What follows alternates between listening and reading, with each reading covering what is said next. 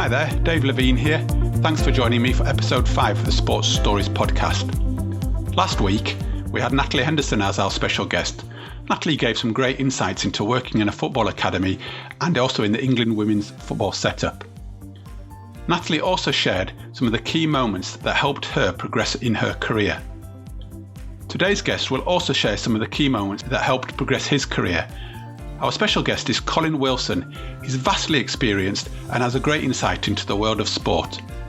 Colin has been involved in sport as a player, a coach, an administrator and a consultant, and has experienced sport throughout his life through many different lenses. Colin started off as an England junior table tennis player and achieved over 100 caps.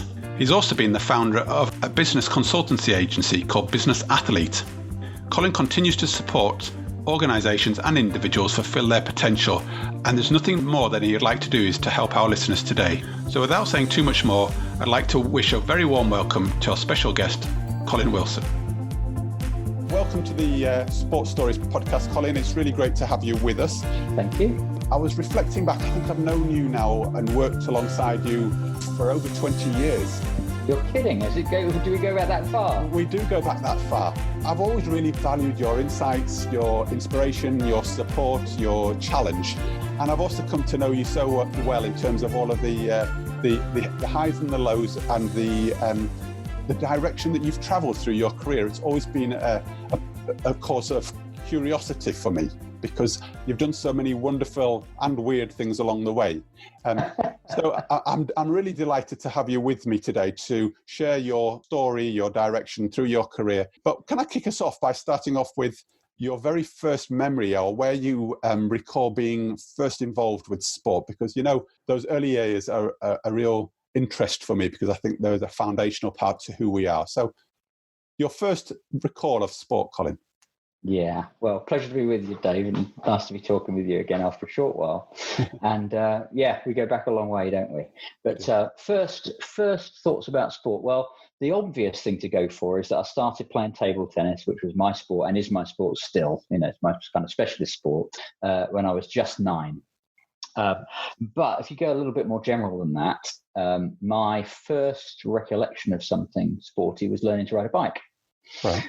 And the significance of it, I think, has stuck with me throughout, because my dad, caring, blunt, Yorkshireman, Sheffielder, like all my family, and I got my big brother had a bike, and then it was time for me to learn to ride a bike, he decided. And I was well up for this. So he got me on the little driveway, and then you just go down the driveway and you just kind of bear right into the road. So he waited till there's no cars coming. We're on a very quiet estate, and I sat on this bike. He says, "You ready?" I went, yes. And then without realizing it, he just pushed me from behind, just gave me a massive push. And there I was, just going down the short drive. And then, of course, I've got a right-hand bend to do to get onto the road. And I tried to make this bend, and wobble, fell over, scraped my knee, bit of blood, really angry really hurt. Secondly, really angry at my dad for chucking me in the deep end. And I got tarmac in my leg. And so I went running back with this bike. I think I wouldn't have been 6, I'd been less than 6, wouldn't I? Maybe 3. And, but I remember it. And I was big and grown up like 6. So I went back, and he goes, "Oh, sorry. He says, didn't realise. No. He says, come here. So he got the bike, and he got me, and he got me standing there and started talking me through how the bike works. And he says, "So what you do is he says, right, okay, so sit on it like that." So I sat on it like that, naively. And he went, right. And he went, push. And he just pushed me again. And I went flying down the driveway, just about managed to stabilise it because it accelerated from his push. Got my little legs going. And I came up to the corner. I was terrified of this corner because I just failed on it a minute ago and hurt myself. And still got a little bit of blood running down my leg, little graze. And I just made it round the corner without hitting the curb. And then went up the road, and I just thought, crikey, how am I going to turn around and come back? And there's a kind of a little L shape where there was another road. Again, he checked the time, it was really quiet. And I managed to get around this L. So I knew how to do a U-E. Right. And I did a U-turn and came back, and I went flying past my dad on the road. He was stood in the driveway, and I looked across and I grinned. I go, "Look, I've shown you. And of course, he was showing he was showing me more than I was showing him, and that's my first recollection of getting involved in sport. And then you couldn't get me off my bike. I was up and going through the woods and down to the shops and out onto the estate and up to the main road, but not on it. And that was all fantastic. And then when I was 9, that's when I got into sport in a specialist way with my table tennis. So my dad, big influence on me, and that's a typical example of what he was like. Yeah, and threw you in at the deep end, eh? Not for the first time, yeah. And how stupid was I second time around to trust him? But he was more right than I was. Brilliant. And clearly an impact on your life, that early stage, and how you were introduced to sport and activity. Yeah, that was the treatment. That was the expectation. You get on with it. You pick yourself up. You go again. Things are not necessarily going to kill you that you're scared of. And I got my big brother to keep me in my place as well, so I could aim for him aspirationally, and he could knock me back, and then I'd have to get over things and go again. So yeah, all the resilience stuff I think was stuck in there at an early age. And I think in some ways, someone says, resilience, someone's good with resilience. There are 1,000 aspects and splinters to resilience, and I don't think anyone's got all the splinters right. I think there are ways in which we're resilient and other ways in which we've got our own Room 101s, and I've probably still got mine. And in other ways, people would say I'm very resilient. So we're all a huge mix, but that certainly showed me some ways to live and survive and progress and overcome.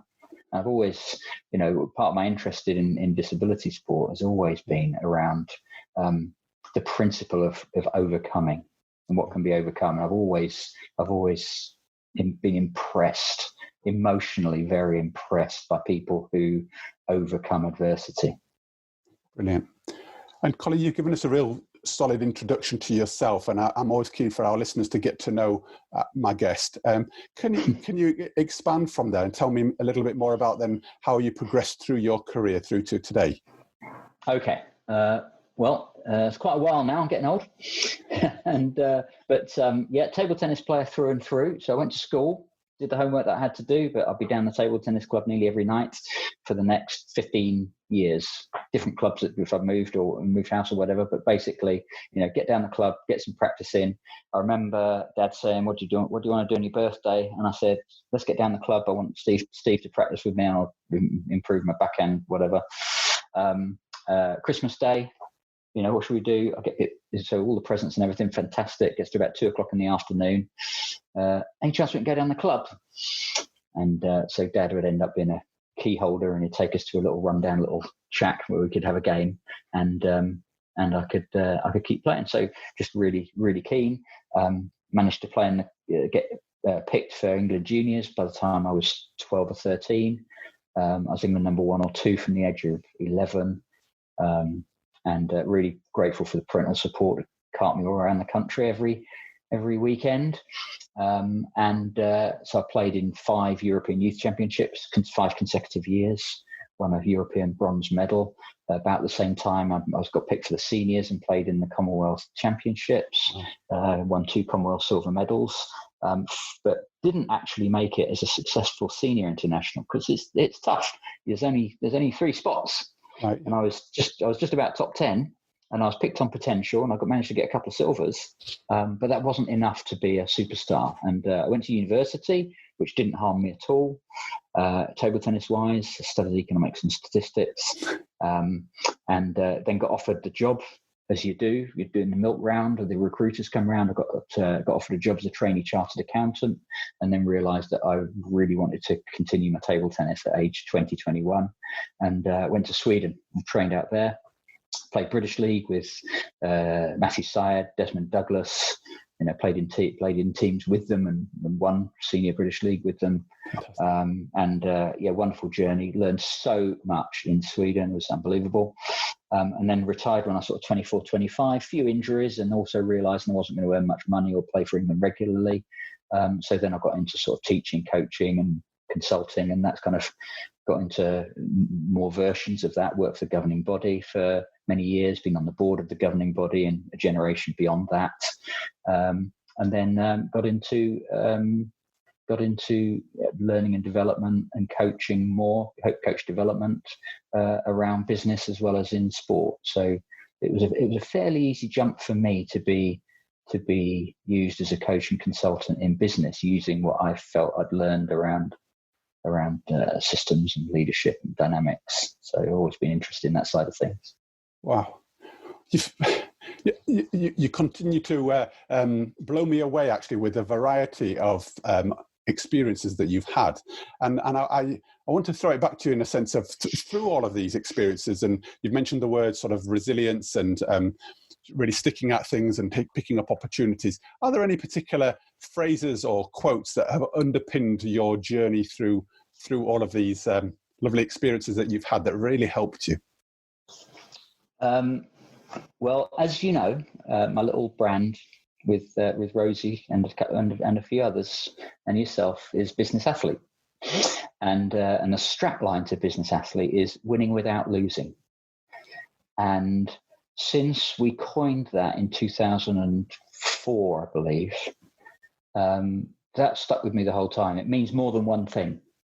Winning without losing doesn't just mean winning at everything and never losing. That's not what it's about. It's about, in a very basic way, it's about not looking for a win with such focus in one narrow area of life that you're losing out in other areas of life. So yes, let's be focused. Let's have that lifestyle immersion. Let's have that obsession that high performance sport can get us into, but let's not lose sight of who we are. Let's not lose sight of what life is all about.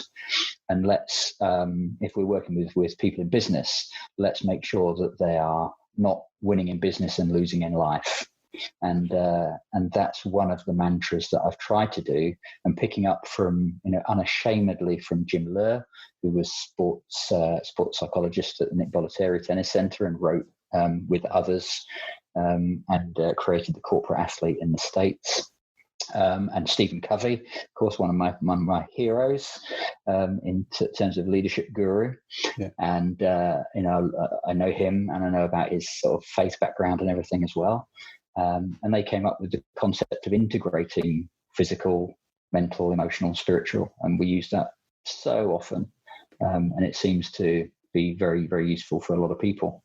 And right now, in the situation that we're in, talking now on online on video, I think the integration of those four areas is even more poignant and prescient than it's ever been. Colin, can you give us a really strong example of when you've used that mantra and brought it to life in an area of success for you in your career? A real life story. I think I learned a lot of the underpinnings of this many years ago. Yeah. Well before the new millennium, when I was a table tennis player, when I went to Sweden, okay. And their philosophy around learning. Yeah. And Yogi Breisner, who's Swedish and working in the UK sports system as an eventing coach, not just any old eventing coach, but, serious medal winning bloke. And we were talking about my experiences afterwards. We worked together, but he is Swedish and in the sports system. And he said, there's one way that I can explain it to British and other aggressive societies around performance and learning. He said, my son goes to school, and they say, when he goes back to school after doing his homework, they say, Breisner, and little Breisner stands up. Says, and in England, he said, okie doke, this was your homework. What were your answers to your homework? And he'd give the answers to the homework, and they'd be right or wrong, and then they'd put on the blackboard some of the corrections and things, and that would be some teaching, and that would be all fine, and that was good. He says, in Sweden, he said, when I went to school, he said, Breisner, and so he'd stand up and said, Breisner, what did you learn from doing your homework last night, Breisner? Right. And there was just a little emphasis on learning and reflection. We talk about the Scandinavians being reflective type of people. Yeah. And in my experience, that's largely true culturally. I've worked with at Nokia in leadership development there with the Nokia group, future leaders, and they do tend to be. I was on the phone on a group phone call with them, and I asked a question, and the group went quiet, and the person who was the recipient of the question just went quiet. And this is Finnish now rather than Swedish. Yeah. And after a couple of minutes, I'm thinking, okay, everything's gone a bit dead. Let's check the technology. Are you still there, Marty? And Marty came back and just went, thinking. Right. In other words, give me time to think. Yeah. There's nothing going on here. The work is being done in the mind. Yeah. And it was just very quiet on the phone. For everyone else, it's really normal. And I held off as long as I dared as a Westerner, British American style. But I just thought the line had gone dead. And so I thought I needed to check it out. I didn't. They were just thinking that was expected. And he came back with an answer. I can't remember what it was, but it was really thoughtful, really insightful, took the conversation a bit of a different direction. And people got results that no individual would have come up on their own. So I learned a lot from that kind of reflective style, but also the combination of real nurture and brutal accountability. And that combination, I thought that was a dilemma and opposites. And what I learned was that you can actually build those together and make it an and, not an or. And I don't see that commonly, but I do see it in some environments. And I'm always very, very impressed when I see that implemented successfully. So Colin, you've piqued my interest there with the nurture and accountability, because I think for our listeners that would be a really interesting kind of comparison. Or how do we use that together? Or can you share an example or a story where that's really come to life as well? Because I just think it's such a powerful concept. Yeah, and it's not fair to put people under the microscope too much. But if in my own family, as you know, I've got two boys. Yeah. They both play. One's a fantastic little coach, just coming out of his teens, and also a very good player, top 200 in the country. And the younger one is trying to play full time. Funnily enough, they're playing full time now in Sweden. Surprise, surprise. Only aged 19, and they're just making their way. But little Sam was always quite focused and quite single-minded. Yeah. More so than Adam, who was more kind of more spacey and more sharey. But the younger one was a bit like that. And I thought, okay, let's go with this. So in terms of accountability and nurture, I just thought, well, if he's going to be good, table tennis is a fairly early specialization sport. So you can't afford to let him get to 16 years old, messing around, having some fun, playing 2 or 3 sessions a week, etc. And at that point, he goes, Dad, I'd like to be fantastic at this sport. And I'll go, it's too late. So I realized he had some ability and he had some focus and he was enjoying himself. And so I thought, I've got to raise this at a young age. So he was 10 or 11. And I thought, how do I do this? And I just found Pete Charters, who is referenced widely now as Matthew Syed's coach. So you'll know Matthew Syed from writing in the Times and writing books, Rebel Ideas and Bounce and Black Box Thinking. And Matthew was an old training partner of mine, and actually he was in his corner coaching him occasionally, as he was the next generation down from me, and I was still involved in coaching national teams. And he always cites Pete, and Pete was his coach, and at a young age, and a defence coach. And Matthew was a defensive player, and Sam was turning into a defensive player. So I turned him over to Pete and I said, "Look, Pete, we can't keep this guy up to the table. He wants to go back. Let's make a good defensive player out of him." Yeah. We've since ditched the term defensive because putting backspin on the ball and being away from the table, there is nothing defensive about what Sam does. it's all for a purpose and it's all aggressive. Yeah. So when people call him a defender, I think, nah, it's not quite the right expression for it. Yeah. But when he was very, very young, and 11, he said, "Okay." I said, "Sam, do you want to give this a go?" And he was enjoying being with Pete. And it was great to see, Sam coming up as a second generation after Matthew, if you like, another sort of 20 years later on. And Pete was still enough beans in him, and such enthusiasm and such focus towards helping people to reach their potential as performers. And so I said to Sam, if you want to be good at this, I said, dude, how good do you want to be? And he said, I'd like to be very good. I said, okay, well, let's pretend then that you're going to play in the Olympics in Paris 2024. We didn't know it was Paris at the time. We didn't even know it was Tokyo in 2020. But I just said, whenever it is. I think we knew it was Rio. We knew it was Rio 2016 coming up. We had that venue, but the next one wasn't ready yet. So I said, look, imagine it's Rio again, and you're going to go to the Olympics. I said, how about then, if you want to be good, I'll show you what it takes to be good. So we need to have a proper program. We need to focus. And of course, I don't want to put a kid through this for the next 10 years if they not into it particularly. Yeah. I said, well, tell you what, let's do it for 2 weeks. 11-year-old, 10-year-old, 11-year-old, little bear. Yeah. And I said, should we do it for 2 weeks? And I'll show you how to develop as towards being a top player. He goes, yeah, okay, I'll do that. So I pick him up from school myself, drive him across to Kingfisher, put him with Pete, play with him myself, go through the program, do the things. And he was responding to it well and working hard, and he realised that this was a thing, to actually train seriously. Yeah. And he was sweating away and enjoying himself. And I did that for 2 weeks with him.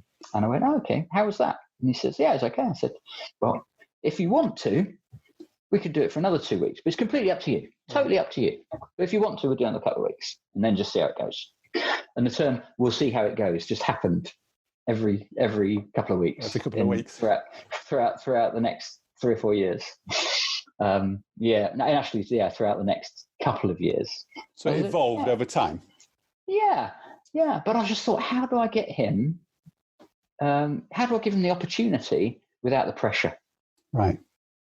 And that's how we got to this kind of nurture and accountability stuff. And I said, anytime you want to step off, that's absolutely fine with me. Not worried at all. But every 2 weeks he went, yeah, okay, I'll do it again. But I think the fact that he didn't have this long-term pressure and he was just doing it as a trial, just doing it for fun. It was emergent for him. That was great. And the accountability was there maybe for the 2 weeks. So it was short bursts with a get out if needs be. So we could continue to review along the way. Yeah, so we weren't trying to get to the Olympics in 2024. Yeah, we were trying to have a play at experiencing what it's like to be preparing for something, just for a fortnight. Yeah, and then we repeated it because he wanted to, and then after a while he got on a track. He then got sick actually for 3.5 years. Didn't have any social, any education, or any exercise for 3.5 years, which was heartbreaking. You feel helpless as a dad when he's got chronic pain and other issues. So that was horrible. But eventually he got over it. We didn't know if he ever would, and he was just hurting and wasn't able to do much at all. But when it faded away and he came back to it, he took to it again. And then by then, of course, he'd had a good education in what to do to pick it up and to renew the interest. Wow.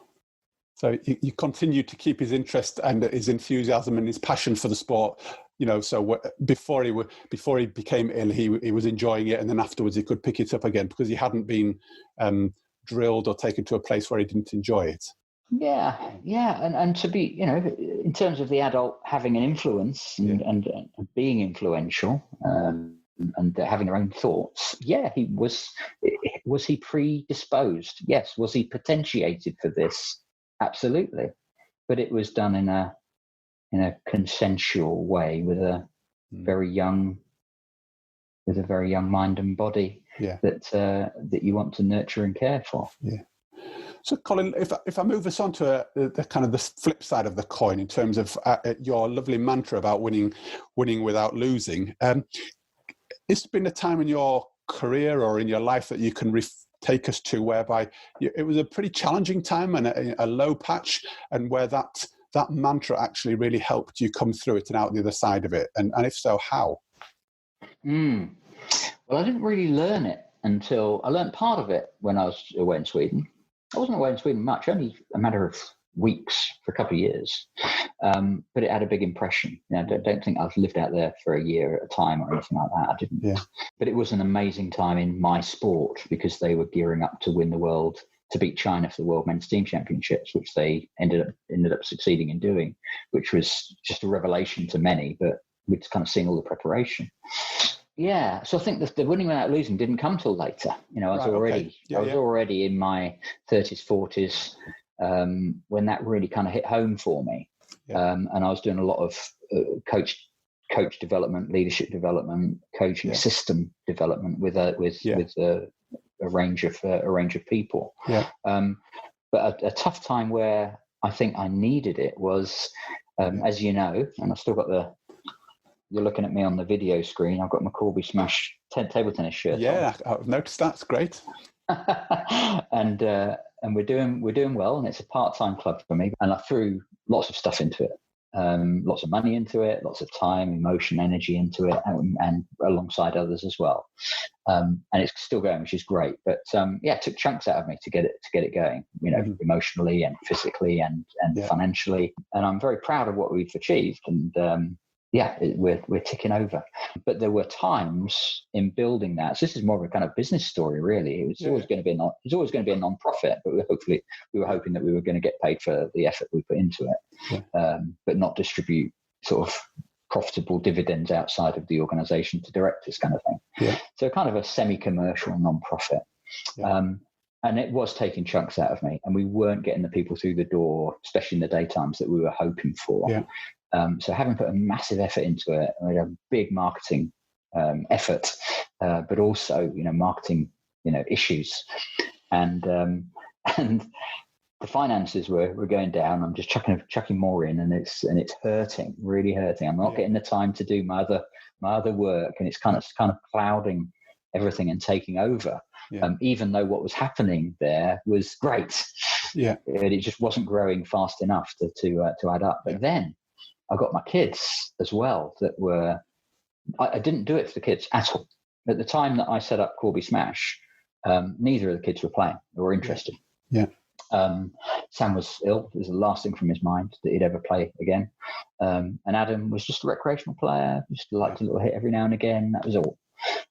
But they both gravitated back after I opened it, and after it was getting difficult financially. So that was another reason why I thought, I've just got to keep this thing going. Right. And I've got to get it to a place where we can make it survive into the long term. And as I say, now it's a spare time activity for me. We've got the community, it is running, and the kids have had a very, very important and formative 2 or 3 years with the facility there, which we've now moved to a smaller place. But it was very, very difficult. And I've said to people a few times, if I hadn't known my business athlete principles, and if I hadn't been able to integrate those 4 energy capacities, I would have either had to pack it up early and just go, I can't do this, it's going to fail, or I would have been dead in a ditch somewhere just from burnout. So I think I've avoided, I'm a pretty active type, as you know, and I think I've avoided burnout quite a few times. And I've seen executives struggle, and I run pre-burnout workshops for people that are heading in that direction. And I really, really understand that coming over burnout is difficult, because there's a traumatic effect that's happened in your brain. Yeah. By the time you've got proper burnout, that is always going to leave scars, and is very, very, very difficult to overcome fully for quite a significant period later. But I knew what I knew, and I knew how far I could push myself, if you like, with the pressures of what was going on. And it was like, can I pay the mortgage? It was, am I looking after the missus okay? Are the kids healthy? Are my couple of employees all right? And big issues around. One of the things I find hard are serious financial pressures, and I think I've had them at least twice in my life. I've had periods, and it's not comfortable for me. I don't want to. Some people don't care if they lose money or if they go bust or whatever. Yeah. And while I recognise that there's families in Africa that have got bigger things to worry about, as my dad would say. You've got people worse off than you. I don't want to let people down in that way, and I don't want to lose everything if I don't have to. And there were some dark days, and eventually, of course, you come around. But at the time, you don't know you're going to come around. Yeah. But I think it was the understanding of performance and balance together that enabled me to go, you know what, I think we can keep stepping forwards and get through this, through the dark times. And Colin, what you really give to me here, though, is the sense of, you've talked about your business athlete principles, but it's not about knowing. It's actually, you've really applied them, and you've really had to bring them to life and kind of take some of your own medicine. So as a developer of others, you've really had to apply them to your own world. And I wonder, I'm always quite curious as to kind of the real deep feelings that those times evoked. What were your lasting feelings around that time? Well, it gets to a point where you just get to, your mantra is survival.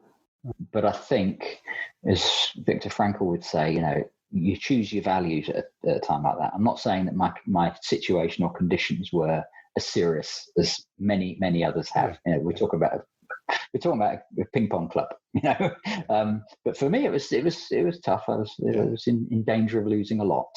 More than everything that I had and all that jazz. But I wanted to keep it going. I still had the aspiration, and there were some fantastic people around me.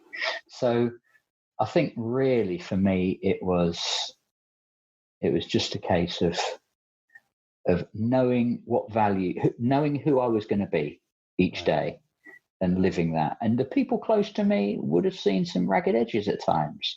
They would have seen me struggling. They would have seen me upset. They would have. There's times when I wasn't able to pay the wages on time. That was embarrassing for me. Those sorts of things I found difficult. How did you work out who you wanted to be? Because you gave me there a clue. Is that was one of the things that really helped pull you through this? Well, I had to be. There was a lot to do, and had a great team.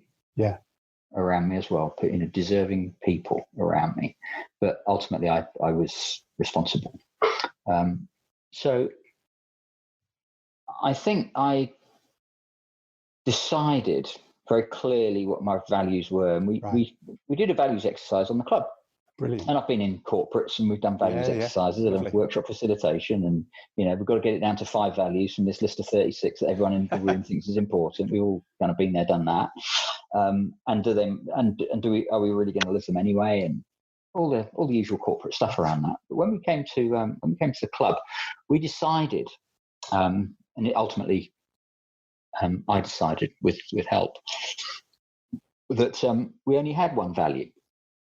I thought this is quite different to what I preach in terms of getting to a small number of tight values. We had one value, thinking about what we were doing with the community and everything, and kids come off the streets and what have you, and it was respect. And there was a kind of an 1A, 1B, and 1C. So the value was respect, and 1A was respect for self.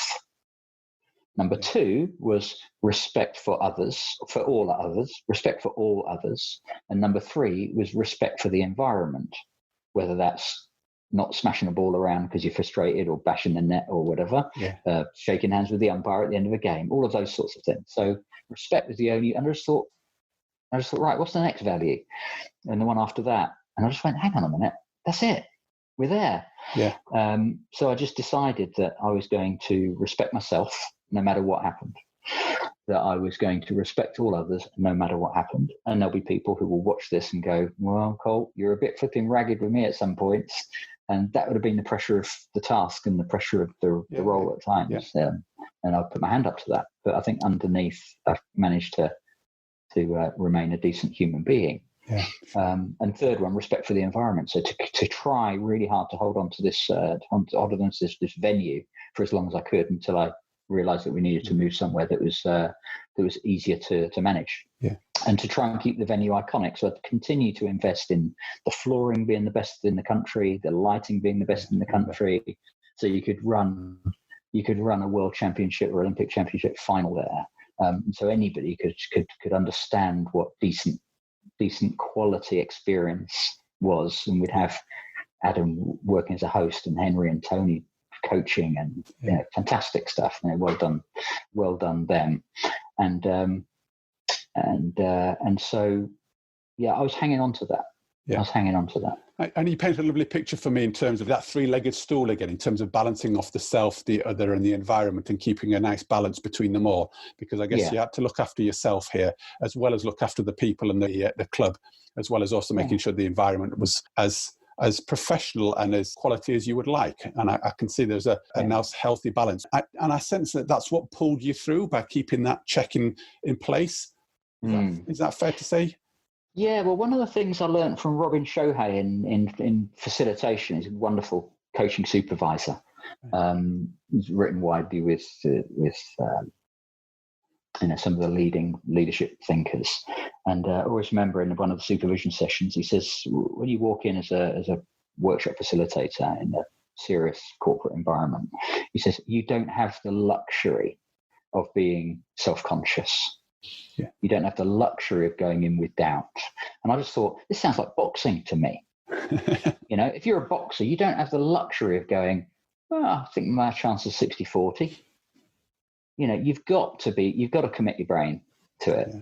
And you don't have the luxury of doing that. And I think it's been a really helpful mental tip for me to work with the kids. Yeah. Some of the young players that we've got, getting nervous in a game. And every now and again, I've used it and it's worked. I've just said to them, come on, how you feeling? Oh, yeah, a bit nervous. Yeah, okay. Right. Well, if you're going to be nervous, I think I can hear my dad in myself, but a bit of Robin as well. I say, well, if you're going to be nervous, you're going to lose, aren't you? So don't bother with that. Just don't bother with it. Just go and play. And they kind of go, some of them go, oh, all right then. And that's it. And they go and they decide not to be nervous. And that's bit of their brain switched off. And off they go and they perform. And I think, people in our kind of roles have to do that at some points. We know some of the things that world-class athletes have said on the day before a major competition, what they've said the night before about their doubts, and they didn't deserve to be there and they haven't done the training properly and they're not worthy to be around all these other athletes that they're going to compete against. And sure enough, they go and win the gold medal for Great Britain and Northern Ireland. So everyone has these doubts, but in the moment you need to transcend that, and then you can gain a reputation with yourself that you can go into a situation, you can perform to somewhere near your potential, even though the conditions are not always going your way. Wow. So, Colin, I would like to move us on here, and you've opened the door for me in terms of the role that your father's played somewhat, because you've mentioned him a couple of times, and you may wish to sort of identify a person or even a situation, but I'm wondering if there's been an inspirational moment in your career or your life where you can really think, wow, that was a massive turning point, and whether it's a person or a scenario or a situation that you could talk us through that's really made a big impact on you. Okay. I think there's only one situation that I should raise above all else, because someone did make a massive impact, and it would be remiss not to mention them. And when I was coming out of the juniors and into the senior game, I wasn't going to have any more junior tournaments. I'd won the bronze medal in the boys doubles in the European Youths in Poland before the Iron Curtain came down with my mate Graham. And I was coming out of the juniors, and I was a bit directionless and a little bit arrogant, and so it was not a great combination. And I didn't really know that. The self-awareness wasn't there. And I'd had a big hit because the powers that be at the time, the performance coaching system at the time, were all into, you've got to go full time. As soon as you finish your A-levels, you've got to go full time. And I looked at university and I went, hang on a minute, you get 22 weeks off at university. And when you're there for the 30 weeks that you are there, you've only got lectures for 14 hours a week. And that goes down to 11 in the second year. So hang on a minute, you're telling me that going and getting a decent degree at University College London, which is right next door to where I can practice at St Bride's. All the best players come from around London, commute in and practice all day table tennis next to all the bankers. That I can't do this. So they said to me, have you made a decision, Colin? And I said, yeah, I made a decision. I said, I'm going to go to UCL and do economics and statistics. And at that point, I'd been on all of the England junior camps. I'd by that stage been invited as a junior to all of the senior camps. I was playing with Desmond Douglas and all the other team members, Carl Preen, and I was doing well, and I was down as potential, and I was doing well. The moment that I said in this culture that I was going to go to university, I never got picked for an England training camp again in my life. Right. And at 17, that's quite a hit. And at the time that you're coming out of the junior events, which at that time was under 17, into the men's game only. Mm-hmm. And that's a huge, huge reset and a huge new hill to climb. So that hit me hard. But I went to university, and I did train well and hard with Skylar Andrew and Kenny Jackson, Graham Sandley, Philip Bradbury, Max Crimmins. All your table tennis players will remember these wonderful, wonderful players, and dozens of others as well. And I just did everything I could to put the both together. And to be honest, the only commitment I made to myself and to my parents was, I'll turn up to the lectures. I'll do the 14 hours. I'm not going to promise how much work I'm going to do when I'm supposed to be doing the other rest of the 40, because I'm going to be skipping down and playing table tennis. Right. And so that's what I did, and that was my commitment. And I got myself a 2-2. I'd like to do. I think I've got a few. I've got a few qualifications and accreditations and everything since, as you know. Yeah. But there's always a bit of me that says, go back. Come on, get a distinction at something and get a master's with a distinction, because you could have done better than a 2-2. Yeah. Just that I was too busy hitting little ping pong balls over 6-inch nets while I was there for 3 years. Yeah. And who was the inspirational person then in that environment? Yeah. Okay. That's clearly played a big part of you, and it shows me a big sense of who you are there, actually, in terms of your determination to plot your own course, actually. Yeah. But okay. Well, the power behind that was Peter Hurst, right? And Peter's fairly well known around sport. I think he was chief exec of the New Zealand equivalent of Sports Coach UK, or as UK Coaching now. Yeah.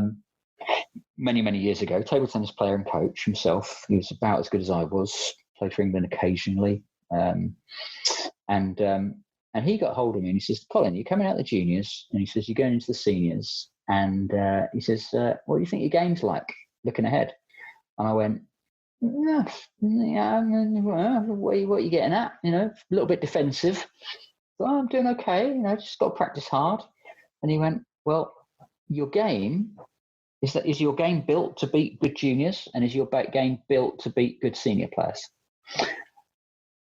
And within about 5 seconds of reflection, I went, "You're right." And I hadn't really thought that through fully. I didn't have that long-term perspective properly. And I thought, my game's really designed to beat very, very, very good junior players. But the senior players, with the increased power that they're going to have, and I'm not big, and a lot of them were going to have more power than me. I realized my game wasn't set up for that. And he said, "You're going to need to make some changes, aren't you?" "Yeah, you're right." And I said he says, "Are you prepared?" He says, I'll help." I said, "Great, thanks a lot." And I just thought, here's someone, probably for the first time ever, that really, really understands me and my game and the game against, the environment I'm going to be in. And so I said to him, "Okay," I said, "how long is it going to take to go backwards, to go forwards? I know there's a restructure coming on here." Mm-hmm. So at 16, 17, I did a complete restructure of my game, technically. Yeah. Which is not an easy thing to do. Yeah. And I said to Pete, how long is it going to take to get back to where I am now, albeit on the other side I'll have a better trajectory of improvement potential? And he said, 3 years. And when I tell people that, they go, "Flipping, that sounds like a long time." But I thought, I looked at him and I went, "Okay, we're on." And I committed to it. And then people say to me, "Well, how long did it take?" And the answer is 2 years. So it actually took me 2 years to kind of get back to where I was. But then, of course, you're on a better trajectory. And I was definitely the right thing to do, definitely improved. And people say, "Well, you never went to any other Commonwealth championships or games, and you didn't get in the England men's team." Well, that's true. Yeah. But but it was a very, very strong time. You've got Desmond Douglas, Carl Preen and Alan Cook, all top 40 in the world. Des is in the top 5. And I couldn't get into that team. I beat 5 of the top 10, one of them twice in one season. Right. So I was there or thereabouts, but not quite good enough. Yeah. But had I stayed as I was and just gone for the incremental with a flawed foundation, I wouldn't have been as good. So I'm really happy Not that I became as good as I possibly could, that I actually reached my potential completely, but I got close enough to the top to be able to see the top, right. and then to go, okay, that last bit, how high is that going to be, and how long does it take to get there? And when I was 24 years old, I thought, you know what, I could put another 2 years into it, and I'll get a tiny bit better. So, but is that worth it? And at that point, I decided I was going to retire. I already had a shoulder dislocation, which didn't help, and I had a lower back injury that didn't help. And I decided at that point that I didn't need to do the extra 2 years to get to the top of the mountain, but I was close enough that I was happy. So you raised there for me, though, the difficulty and the complexity and the challenge that this environment of trying to be a professional or a very successful table tennis player, or do I dare say any sports person, it is a really difficult environment to progress through. And, and to be successful at. And therefore, given your experiences both as an athlete and also a coach and also kind of a leader stroke administrator in these environments, what kind of advice might you give to somebody looking and listening to us thinking, I'm looking at this environment, I'm interested in going through this performance or talent pathway. What advice would you give to an aspiring athlete or a parent trying to support their children? As I know you're supporting your children through this as well. Yeah, big one. And the answer is it depends on many, many things. Well, what does it depend on? What the individual or the parent? But I think it probably depends on what age this athlete is that you want me to speak to. Okay. Because if you said to me, here's a teenage athlete, what would you say to them and their parents? Yeah. And I'd say, well, if you're in a sport like table tennis or ice dance or gymnastics, and you're saying that your ambition is to be very, very good, I'll be saying, well, you need to start a few years ago. So enjoy the journey you're on, because you're probably too late to start. In other later specialization sports, then and you're speaking to someone who's younger, then you've got the opportunity of doing what I did with Sam. Yeah. But I think the way maybe to think of it is what I'd say to the parent. I think it's the parent that's got the responsibility for the vision more than it is for the child. You don't want to burden the child with too much vision at a young age. Yeah. But what I say to the parent is, let's get really clear about your time frame. Right. Are we talking about taking it as it comes and being emergent and seeing how it goes and trying to get from club level into the county team, into a regional squad? Yeah. If we're talking about a performance athlete, that's fine. But that approach is probably not going to take you to the top. Yeah. It may do. You may not have enough time and space, but it may not. And I accept that I'm coming from a fine motor skill sport, so it's typically more early specialization. So I'm clouded a bit by that. But generally speaking, I think it still holds. So what kind of conversation do you want to have with your child athlete when they're 18, 19? You don't want them to be saying, I wish you'd have pushed me harder when I was younger, because I would have liked to have been really good at this. And you missed the opportunity. You missed the boat. At the same time, you don't want to push a young kid that doesn't know, particularly what they want in terms of their aspirations, and be a pushy parent and destroy their enjoyment and destroy their career because the parent wanted to keep that option open. So I think you need to be really clear about where you want to go. And 99% of the time, I think the right answer is, let's not get obsessed with ultimate performance. Let's enjoy sport and see how it goes and build it up. And we accept that we're very, very unlikely to be representing our country or making a living or what have you. And let's just have a great time. If you are, however, trying to keep that option open, then you've got to be brutally accountable to yourselves for that and to say, how am I going to organize this in a way that is not damaging to the child? And it's not trivial. It's a very, very fine line, and it's a very, very serious question. But done right, you can create a heck of a lot of joy throughout the whole family. But what is absolutely clear to me that you shouldn't do it if you're doing it for the outcome. You must do it as you can only go that route if the journey alone with no outcome is worth it and it's in and of itself. Then it's justifiable. But you can't do it. You can't do it for the outcome and not for the journey. Yeah, there's those lovely quotes in there, if we look after the process, the result will look after ourselves. And I think you're really playing to that in terms of we're working here with a young person's process, their journey through life. And actually, if we look after that well enough and support it and nurture it, yes, and hold them accountable at certain times, but also help them work out what it's about. I get a sense of what you're saying is that, the results will work out. They'll find the right place for themselves. Right. And at the same time, if you take my situation with Sam, it's a little bit unique because I've played at a decent level and what have you. It's not every parent would have had that previous experience of being on a similar journey. Yeah. But at the same time, it was deliberate from my point of view. What was deliberate? The vision. The vision, the existence of the vision was deliberate from my point of view, because I needed to know what next steps to put in place to keep this possibility alive without it being a burden to the young athlete. Yeah. So the vision is deliberate, but we don't want to burden the child with that. So as they sometimes say in teaching is deliberate. Teaching is deliberate for the teacher, but learning is incidental for the learner. So they don't have to worry about that. But someone, and if you're saying, am I talking to a parent with an aspiring young athlete? Yeah, we need to get really clear on that. And then the second thing I'd say to the parent is, do you understand what it takes if you want to keep open the possibility of becoming truly excellent at this? Because most parents, to be honest, in my experience, most parents don't have the conscious competence to actually know what that journey needs to look like. It's not obvious, it's not intuitive, and you do need help from somebody that understands the pathway of sporting excellence to help you understand what is needed, and then that needs to be adhered to, but not in a way that gets in the child's way as an interference, to keep that pathway open. Wow. So we offer some really great thought, some provocation even, some guidance there for parents. Say that about me.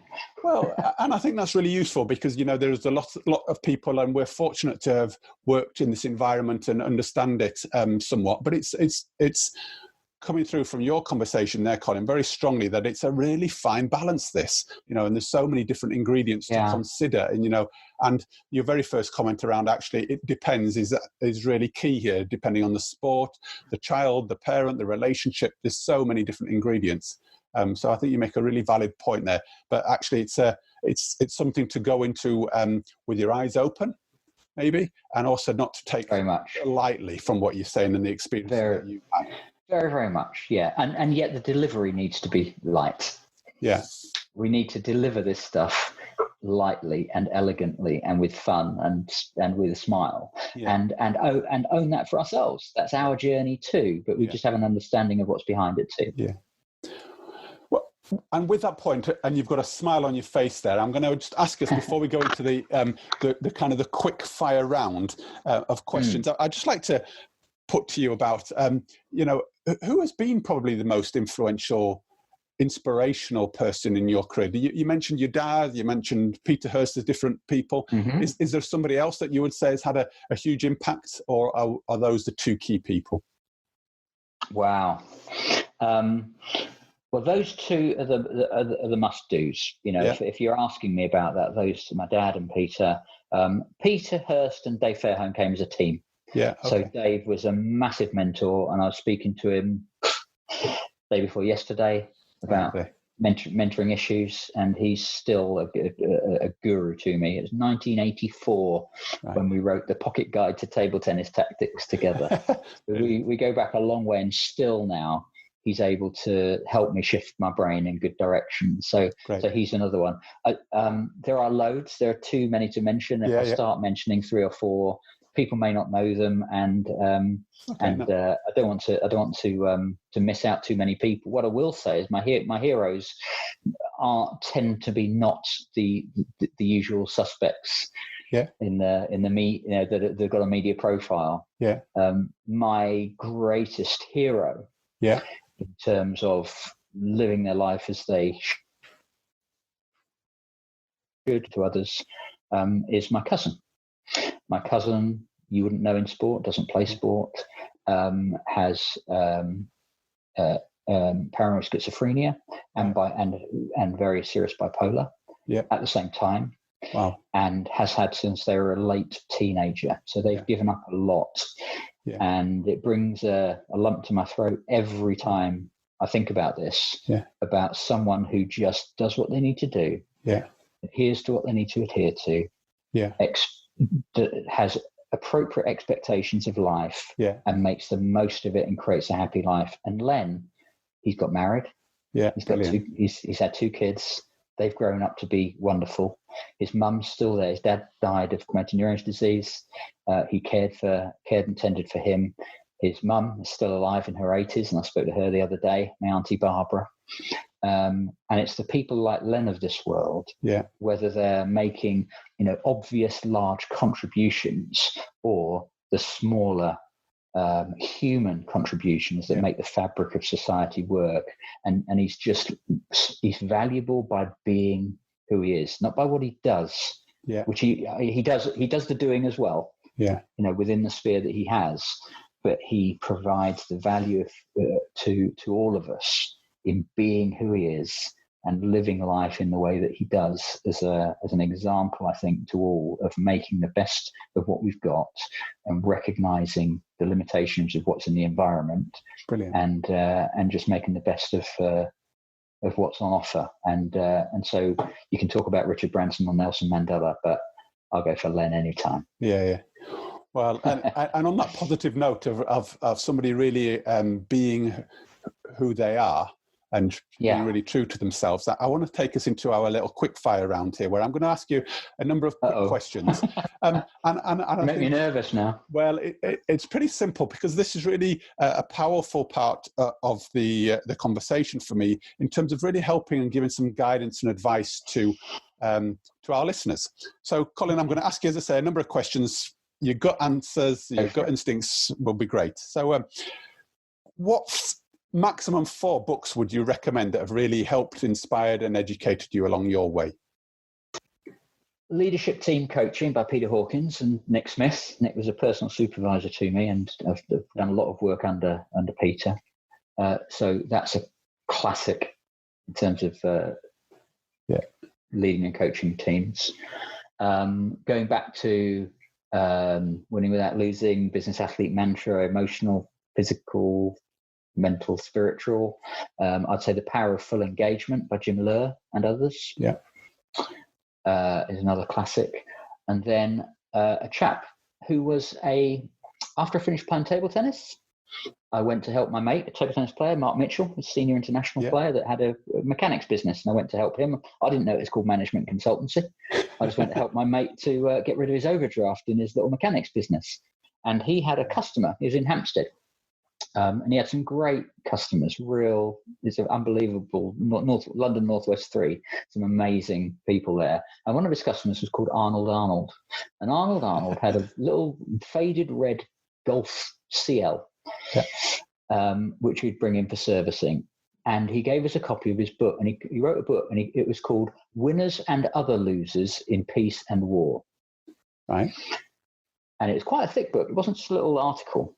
And I read this book, and the guy's a genius. And he was just citing how, by trying to win and to win against things, we just create so many losses, which then rebound on ourselves. Right. So this was well before 2000, well before Winning Without Losing, but it was probably my first kind of introduction to the philosophy of winning without losing. So he called his book Winning Without Losing. So is that number 2? That was 3. That's number 3.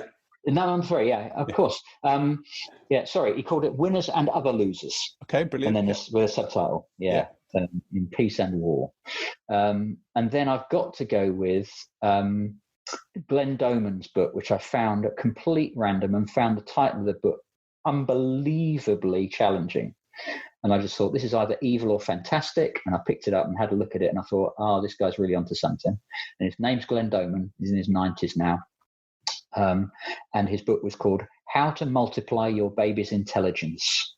Right. And having and then having a child who was born with a brain injury, which we subsequently worked to fix, unashamedly so, and learnt a lot about practical neurological development in doing so with our eldest. And you would never know it to this day, but knowing the gravity of the situation we were in, having read that book and knowing what to do made a huge difference. So technology, what technology really works for you would be your go-to place, whether it's a piece of software or a piece of technology? Yeah. Okay, so two things that I find most impactful, and I'm going to surprise you here without going for anything. I'm not going to go for the singing and dancing. Yeah, no, good. Heavy tech.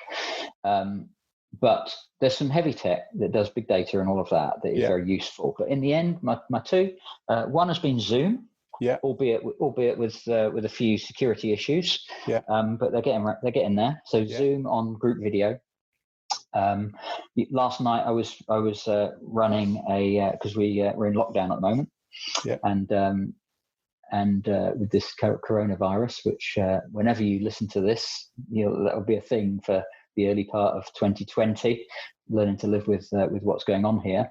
So last night I was running a group table tennis session for my intermediates, and then subsequent an hour and a half later for my advanced group by Zoom. How do you play table tennis in a group with a group session with teenagers online and on video? And how many did you have on? I had 5 in each group. Brilliant. Yeah, odd number as well.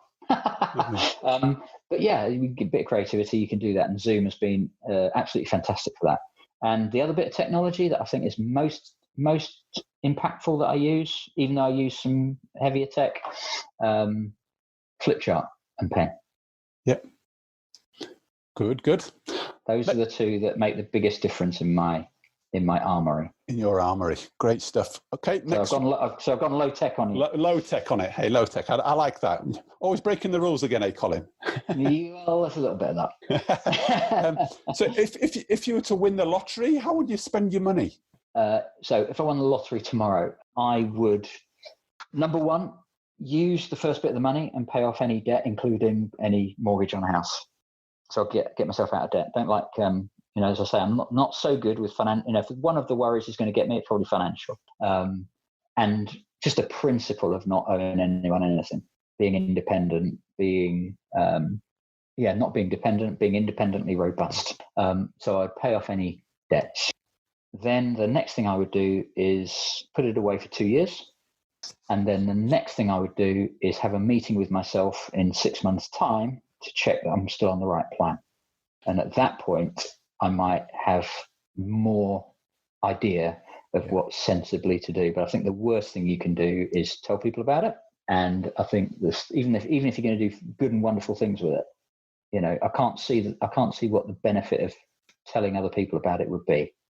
I think if I'm going to create some good out of this, then I need to really think this through properly without the noise of all of that fame and stuff.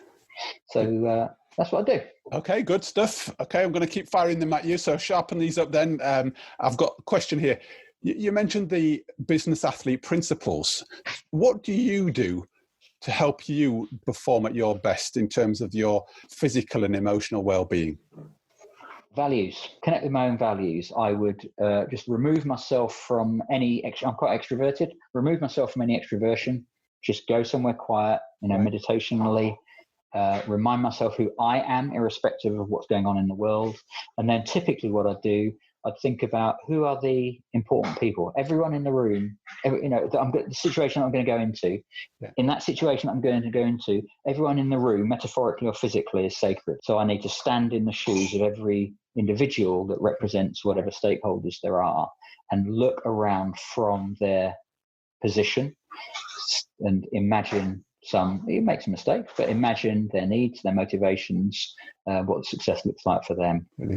So just get a feel in their shoes. Then I think what you do, you look at the relationships between them, and then the key themes that are likely to arise and likely to develop in the system. And then from that point, I think what you can do is to play a role in contributing to positive dynamics that moves things forward. Great. Wow, powerful stuff. Okay, my next question is one of my favourites, so I'll see how you go with this one. Is what advice would you give to your teenage self? Get some advice from someone 5 years earlier. back to my don't start too late philosophy. So if I was my teenage self, I'd say go and get this advice when you're 10. And I think there's something in my history about that. That's when I was 12, I didn't really understand about mental approaches and what have you, and physical, technical. I learned technical, and philosophical from Pete. I learned mental from listening to Brian Tracy tapes when I was in my early 20s. And then what I want to do is to help the 12-year-olds to know what it took me to I was 22 years of age to learn. And so my advice is get into the adult learning principles, that we talk about as early as you can. And just play with them. You haven't got to go with the long words or anything, but get into an interest in the way that the mind works, into neurology, psychology, etc., and learn how you operate at an early age, just in fun ways. Don't wait until you're in your 20s to do adult learning. Brilliant. Do it now. Well, Colin, I'm drawing us to a close here now, and it's just been fascinating hearing your story, the highs and the lows, the aspects of your business, the career path you've gone on, but also hearing a lot of humble, personal, insightful stuff around your family and what you've done with your life, and also, really given some inspiration as to, the possibility going forward as well, which I often and always get from you. My last question would always be, whose sports story would you really like to hear? Okay, I just want to help out where I can, but whose sports story? Give me just a second. Yeah. I'd like to know more. I'd like to have dinner with Roger Federer, because Roger Federer wasn't a finished article for quite some time. I'd like to know more about his story and what made him like he was when he was younger, and what changed him when he got older. And I know there are stories around that, but I'd like to actually hear that in person. So in terms of something about not being the finished article and who is now the finished article and the journey. And what happened? What happened to get on the path that to greatness, if you like. In terms of someone in, let's say, in British sport, I would love you to do one of these, or I would like to go out and have dinner with Dave Collins, sports psychologist, and someone who really, really knows their evidence base, really knows their stuff, is a mentor to hundreds and hundreds of sports scientists of many disciplines, and how they use what they know academically and how they apply it practically and how they apply it through others that they mentored. So Dave's a bit of a legend, and he's very generous with his time with others, and has been with me. And I talked to him not long ago, just after he was done something important with Chelsea, I think, or something, and football, and that was nice of him. But I'd like to get the opportunity to find out more. I'll see what I can do, Colin. Let's see if we can get him onto a podcast to hear his story and his insights, because, not dissimilar to yourself, there is value and there is, gold dust or gems within everybody's story. And I really hope that the listeners from today's story, hearing your journey, who's been really honest and open and humble in what you've shared, I'm sure there'll be many nuggets which people can take away from what you've shared. So I'd just like to really thank you for that. I know. My pleasure. This is something that we've spoken about in the past. We both come from a place of being developers of others and helpers of other people, helping them to aspire to be the very best that they can be and fulfilling their potential. So I really hope what we've pulled together today in the conversation we've had will both inspire, but will also challenge and help people really think about what they do and how they do it. So I'd just like to end this off there, Colin, saying thank you. And just before we do close down, though, would you like to possibly give any sort of details of how people might be able to follow your journey in the future, should they should they be interested to make contact or see what you do? Yeah, you can find me on LinkedIn and just message me if you want to get in touch. You can email me, obviously, and if you just look me up on Facebook, you see some of my everyday stuff going on, and that would include me personally and the way that I communicate with friends, as well as my professional stuff. And of course, we've got Corby Smash Table Tennis, which has got its own Facebook page, and I often sort of regurgitate some of the things that are coming out of there. And happy to chat to people. Well, I'd encourage people to make contact with you because, as I said, I've learned a lot from you throughout the years, and you've inspired me, and you've always made me really think. So, on that note, thanks, Colin. Really enjoy your time today. My pleasure. Look after yourself. Take care. Hope it helps someone somewhere. So there we have it, the sports story of Colin Wilson, his journey from riding his bike through to being an international table tennis player and now a high-performing coach, consultant and people developer. Colin is never shy of sharing his views and insights, which come with a powerful intent to help others develop and perform. Colin always makes me think. So, the conversation today made me really reflect on many things, including what information would I have liked to have known earlier in my life and career. So the questions I would like to pose to you to think about today are as follows. What do you believe to be true that may not be helping you? Also, who might you ask to help challenge those beliefs and assumptions that you have? It's been great having you with me on the podcast. I hope you have enjoyed it and it's made you think. Please follow us on social media if you're keen not to miss any of our great shows. From me, Dave Levine, look after yourself, and I look forward to having you with me on the next show.